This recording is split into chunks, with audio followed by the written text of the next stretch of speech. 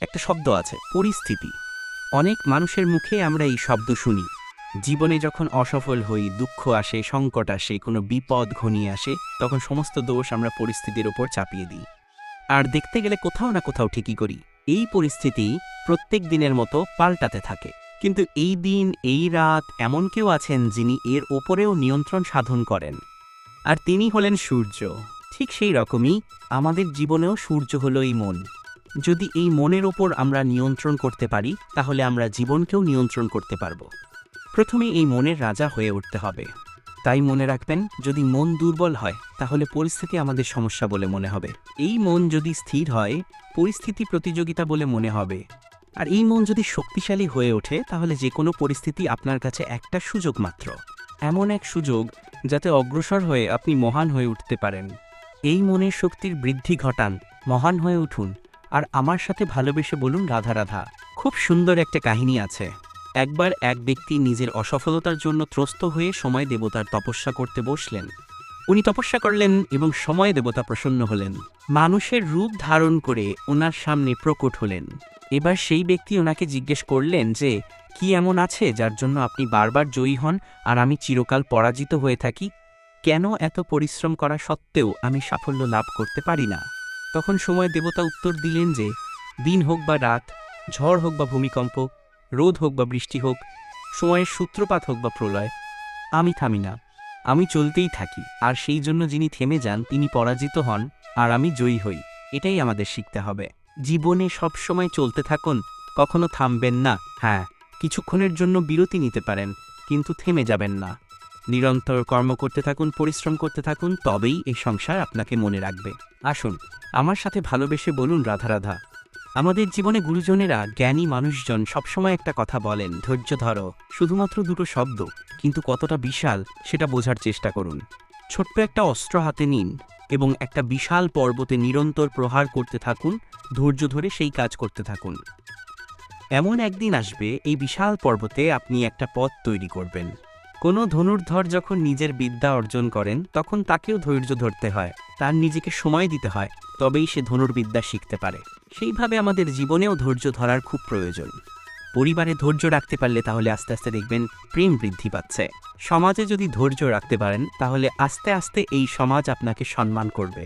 যদি নিজের জীবনে ধৈর্য রাখতে পারেন, তাহলে নিজে থেকেই আত্মবিশ্বাস বাড়বে, নিজের বিকাশ হবে। জীবনে সবই সম্ভব যদি ধৈর্য রাখতে পারেন। হয়তো আস্তে আস্তে হবে, কিন্তু হবে অবশ্যই। শুধু ধৈর্য রাখুন, কারণ ধৈর্যই সবথেকে বড় পুঁজি। আসুন আর আমার সাথে ভালোবেসে বলুন রাধা রাধা। আমাদের জীবনে যখনই আমরা কোনো বড় দায়িত্বের সম্মুখীন হই, তখন আমরা তার থেকে দূরে পালাই। আর এই অজুহাত দিই যে এই ভার বহন করার যোগ্যতা আমার নেই, আমি করতেই পারবো না।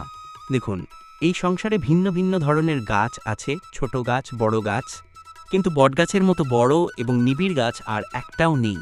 সেই নিঃস্বার্থভাবে এই সংসারকে সেবা করে যায়, ছায়া প্রদান করে, শীতলতা প্রদান করে। আর যখন এমন সময় আসে যখন তার উপর বোঝা অত্যন্ত বেড়ে যায়, সে কিন্তু কোনোভাবেই ভেঙে পড়ে না। তখন সে নিজের নিঃস্বার্থ কর্মের ফল লাভ করে। সেই নিঃস্বার্থ কর্ম যা সে করেছে, তার দেহ থেকে ছোট ছোট ঝুড়ি বার হয় এবং তা কাণ্ডের আকার ধারণ করে। সেই কাণ্ড মাটির কাছে পৌঁছায় এবং তারপর তা বটগাছের সহায়ক হয়ে ওঠে। সে ভেঙে পড়ে যায় না। এইভাবে আপনিও জীবনে নিঃস্বার্থভাবে সবার সেবা করুন, ভালোবাসুন, সবাইকে সাহায্য করুন। যেদিন আপনার উপর বোঝা অত্যন্ত বেড়ে যাবে, সেদিন এই সব মানুষ আপনাকে সাহায্য করার জন্য আসবেন, আপনার শক্তি হয়ে উঠবেন, আর আপনি বটগাছের মতোই মহান এবং বিশাল হয়ে উঠবেন। আসুন আর আমার সাথে ভালোবেসে বলুন রাধা রাধা। মানুষ তার জীবনে দুই ধরনের পরিস্থিতিকে খুব ভয় পায়। এক, কোনো কারণবশত কারোর সামনে নত হওয়া। দুই, কোনো কারণে নিজের চরিত্র থেকে, নিজের মূল্যবোধ থেকে বিচ্যুত হওয়া। এবার কেন হয় এরকম যে কথায় কথায় কারোর সামনে নত হতে হয়? কেন বারবার নিজের চরিত্র থেকে চ্যুত হতে হয়? এরকম কেন হয়? এটা তখনই হয় যখন আমাদের শিক্ষা এবং মূল্যবোধের অভাব থাকে। যদি মানুষের মধ্যে প্রকৃত শিক্ষা থাকে, তাহলে এই সংসারে কোনো সময় এবং কারোর সামনেই নত হওয়ার কোনো প্রয়োজন নেই। যদি মানুষের মধ্যে মূল্যবোধ থাকে, তাহলে তাকে নিজের মূল্যবোধ বা চরিত্র থেকে বিচ্যুত হতে হয় না, তা সে যাই হয়ে যাক না কেন। কোনো বালককে যদি জন্ম থেকেই সুশিক্ষার অধিকারী করা হয়, শিক্ষিত করা হয়, মূল্যবোধের অধিকারী করা হয়, তবে সে এই সংসারে এমন কর্ম করবে যাতে সে নিজেকে, নিজের পরিবারকে, সমগ্র সমাজকে গর্বিত করতে পারে। শিক্ষা লাভ করুন, মূল্যবোধ লাভ করুন এবং আমার সাথে ভালোবেসে বলুন রাধা রাধা। আমাদের সকলের জীবনে একটা লক্ষ্য থাকে যেটা আমরা লাভ করতে চাই। ঠিক যেন একটা প্রতিযোগিতা বিদ্যমান যে কে সবথেকে আগে নিজের লক্ষ্যে পৌঁছাতে পারবে। আর সেই জন্য আমরা সকলেই খুব তাড়াতাড়ি এগোতে চেষ্টা করি, বড় এবং দীর্ঘ পদক্ষেপ ফেলি যাতে তাড়াতাড়ি নিজের লক্ষ্যে পৌঁছতে পারি। কিন্তু এক অত্যন্ত গুরুত্বপূর্ণ বিষয় আছে, সবসময় লক্ষ্য সামনে থাকবে না, কখনো কখনো তা খুঁজতে হয়। এই যাত্রা খুব কঠিন হতে পারে। আর ঠিক এই কারণেই সবসময় দ্রুতগতিতে চলা বা তাড়াতাড়ি পথে চলা সেটা আবশ্যক নয়। তার থেকেও বেশি গুরুত্বপূর্ণ হলো ভেবেচিন্তে তারপর পথ চলা। যদি ভেবেচিন্তে পদক্ষেপ ফেলেন, চলতে পারেন, তাহলে সেটাই সর্বশ্রেষ্ঠ পদক্ষেপ। কখন কোন দিকে যেতে হবে, কখন কোথায় দিক পাল্টানো যাবে না, কখন গতি বেশি রাখতে হবে, কখন কম, কখন থামব, কখন চলব, এই সব কিছুর বিষয়ে জ্ঞান অত্যন্ত গুরুত্বপূর্ণ এবং ভেবেচিন্তে চলতেই। সেই জন্য শুধু তীব্র গতিতে সামনে এগোলে চলবে না, ভাবনা চিন্তা করে এগোতে হবে। আসুন আমার সাথে ভালোবেসে বলুন রাধা রাধা। কখনো কোনো প্রজাপতিকে উড়তে দেখেছেন? কি সুন্দর উড়ে বেড়ায় সে, এক ফুল থেকে অন্য ফুলে, এক পাতা থেকে অন্য পাতার ওপর। কিন্তু সে কিভাবে উড়তে শেখে? কখনো ভেবেছেন? জন্ম থেকেই কিন্তু প্রজাপতির ডানা থাকে না। ও কিন্তু ছোট্ট একটা ডিমের আকারে জন্ম লাভ করে। তারপর সেই ডিমটি ভেঙে একটি কীট বাইরে আসে। আস্তে আস্তে সে বড় হয়, ওর শক্তি বৃদ্ধি পায়। তারপর সেই কীট দশা ত্যাগ করে নিজের ডানাগুলি মেলে। এই প্রক্রিয়া তার কাছে সরল নয়, অত্যন্ত যন্ত্রণাদায়ক প্রক্রিয়া। কিন্তু সে সেই যন্ত্রণা মেনে নেয়। আর তারপর আস্তে আস্তে সে উড়তে শেখে। শুধুমাত্র আকাশে উড়ে বেড়ায় তা নয়, আমাদের মনের মাঝে উড়ে বেড়ায়। এবার এই ডিম থেকে প্রজাপতি হয়ে ওঠার যে যাত্রা, এটা যতটা কঠিন, ততটাই কঠিন হয় এই সংসারে শ্রেষ্ঠ কর্ম করা, ততটাই কঠিন হয় এই সংসারে মহান হয়ে ওঠা। সেই জন্য প্রয়োজনীয় প্রচেষ্টা এবং সময়। নিরন্তর প্রচেষ্টা করতে থাকুন, পর্যাপ্ত সময় নিন এবং আপনি নিজেকে এই আকাশে উড়ন্ত অবস্থায় পাবেন। আসুন আমার সাথে ভালোবেসে বলুন রাধা রাধা। পায়েস হলো আমার বিশেষ প্রিয়। এর মধুর স্বাদ মনকে প্রফুল্ল করে তোলে। ছোটবেলায় মা আমার জন্য পায়েস বানাতেন এবং আমাকে বলতেন যে গরম থাকতে থাকতে খেয়ে নে কানাই, ঠান্ডা হয়ে গেলে ভালো লাগবে না। কিন্তু আমিও দুষ্টু ছিলাম, ঠান্ডা হওয়া পর্যন্ত অপেক্ষা করতাম, আর ঠান্ডা হয়ে যাওয়ার পরে মার কাছে যেতাম আর ওনাকে বলতাম যে মা পায়েস তো ঠান্ডা হয়ে গেছে, এটা গরম করে দিন। তখন মা হাসতেন আর বলতেন যে পায়েস না হয় আমি আবার গরম করে দেব কানাই, কিন্তু এর মধুর স্বাদ, সেই মিষ্টত্ব, সেই সুবাস, সেটা আর ফিরে আসবে না। কথাটা সত্যি। আর এই সত্যটাই আমাদেরও জীবনের সত্য। আমাদের জীবনের মধুর সম্পর্কগুলি এতে যখন কটুভাব প্রবেশ করে, তখন সেই মিষ্টত্ব ফিরিয়ে আনা প্রায় অসম্ভব ব্যাপার হয়ে যায়। আপনি চেষ্টা করে সেই সম্পর্ক ঠিক করতে পারবেনই, তার জন্য অগাধ পরিশ্রম করতে হবে, কিন্তু আবার সেই মিষ্টত্ব কখনো ফিরে আসবে না।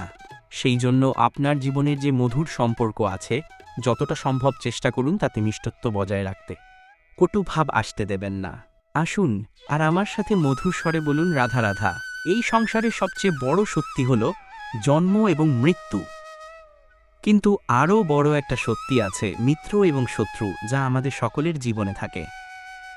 মিত্র সে যে আমাদের সঙ্গ দেয় এবং সংসারের সবথেকে উঁচু শিখরে আমাদের নিয়ে যায়, এবং শত্রু সে যে যে কোনো মুহূর্তে যে কোনো শিখর থেকে আমাদের নিচে ফেলে দিতে পারে। এবার বিচিত্র ব্যাপার হলো এটাই যে আমরা নিজেরাই এদের সাথে নিয়ে চলি, নিজেরাই এদের পালন করি। তা কি করে? প্রথমে বুঝুন এই মিত্র এবং শত্রু কারা। আপনার নিজের মন, আর কেউ নয়। এই মনই হলো মিত্র। যখন তাতে ভারসাম্য বজায় থাকে, তা নিয়ন্ত্রিত থাকে, তা পবিত্র হয়। কিন্তু যদি এই মন অনিয়ন্ত্রিত হয়ে পড়ে, যদি আপনাকে সে নিয়ন্ত্রণ করতে শুরু করে, তখন সেই আপনার সবথেকে বড় শত্রু হয়। সেই জন্য এই মনের উপর নিয়ন্ত্রণ রাখতে শিখুন, এতে ভারসাম্য বজায় রাখতে শিখুন।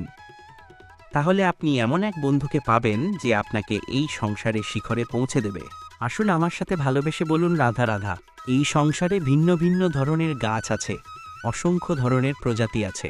কিছু গাছ পাতা দিয়ে থাকে, কিছু ফুল, কিছু ফল। কেউ ছায়া প্রদান করে, কেউ শীতলতা প্রদান করে, কেউ নিজেকে খুব কষ্ট দিয়ে এই সংসারের বিকাশে সহায়ক হয়ে ওঠে। কিন্তু এই সবার মধ্যে একটা বিষয় কিন্তু সমান, এরা প্রত্যেকেই পাতা ছাড়া, ফুল ছাড়া, ফল ছাড়া জীবিত থাকতেই পারে, কিন্তু কোনো বৃক্ষই শিকড় ছাড়া বেঁচে থাকতেই পারে না। এটাই হলো রাধার। ঠিক সেইভাবেই আমাদের জীবনে শক্তি হোক, ধন হোক বা সাফল্য হোক, আমাদের বা আমাদের পরিবারের প্রসন্নতাই হোক, এই সব কিছুর আধার হলো, সব কিছুর মূল হলো পরিশ্রম। তাই জীবনে চিরকাল পরিশ্রম করতে থাকুন। যদি আপনি জীবনে মহান হবার পথে অগ্রসর হতে চান, তাহলে পরিশ্রম করুন। এই পরিশ্রম দ্বারাই নিজের পরিবারকে প্রসন্ন করুন, নিজের বন্ধুদের প্রসন্ন করুন, এই সমাজকে গর্বিত করুন। আসুন আমার সাথে ভালোবেসে বলুন রাধা রাধা।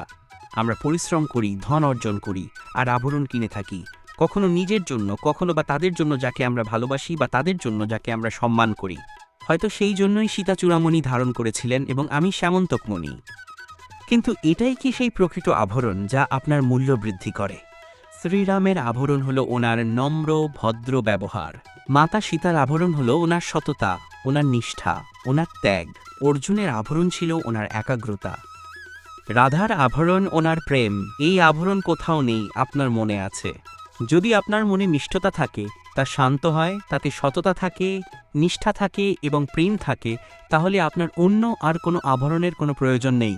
আপনি যতই ভিড়ের মাঝে থাকুন, আপনার ঔজ্জ্বল্য চোখে পড়বে। আসুন আমার সাথে ভালোবেসে বলুন রাধা রাধা। এই সংসারে ভিন্ন ভিন্ন ধরনের রোগ আছে এবং তার সাথে ভিন্ন ভিন্ন ধরনের যন্ত্রণাও রয়েছে। এমন একটা রোগ আছে যা চোখে দেখা যায় না, যা আপনার শরীরে কোনো দাগ রেখে যায় না, কিন্তু আপনার আত্মাকে পর্যন্ত ক্ষতবিক্ষত করে অসুস্থ করে তোলে, বিনাশ করে দেয় আপনাকে এবং তার সাথে আপনার আত্মাকেও। এই অসুখের নাম হলো লালসা। লালসা যে কর্ম সম্পাদন করেছেন তার থেকে বেশি ফল লাভ করার আশা।